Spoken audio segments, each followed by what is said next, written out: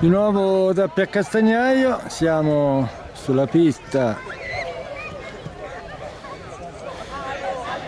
all'interno del parco tematico equestre Madonna di San Pietro, una pista dove il prossimo 18 di agosto si disputerà il palio dedicato appunto alla Vergine di San Pietro, il cui santuario è proprio adiacente a dove ci si trova in questo momento. Allora, la Cotta di Castello, questa è la sua seconda prova quest'oggi.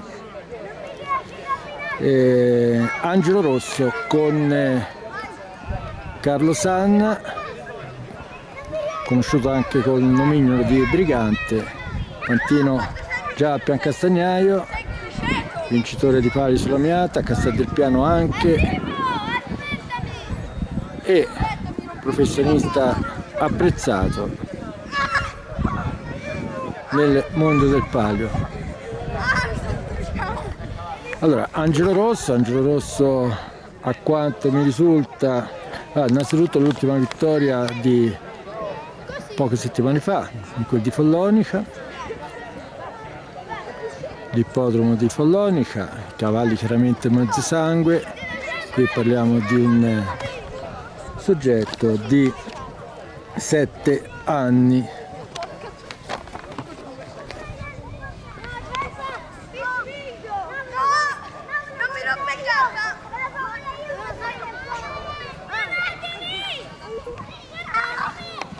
Inizia ad allungare Carlo Sanna.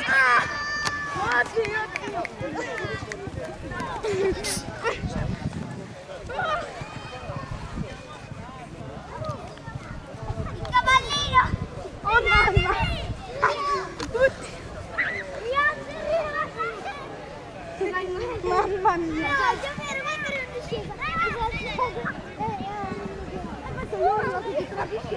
Ci siamo spostati qui nell'area, nella zona della mossa, ecco, appena stato passato il Berrocchio, quest'anno è stato posizionato all'interno della pista, una pista nuova, presenta una curva più omogenea, questa è stata appena percorsa da Castello, qui una curva leggermente più stretta, un cambio passo da parte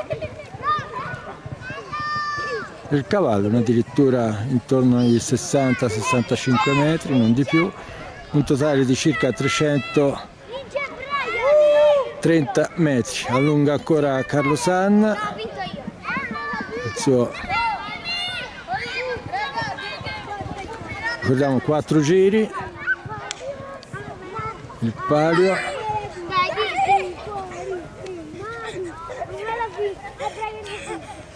Sono tanti bimbi intorno.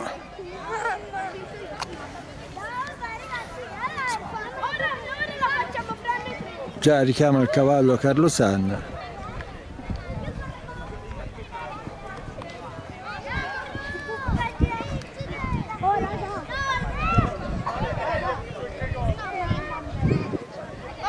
Vediamo se poi, come è d'uso, vorrà provare anche una partenza.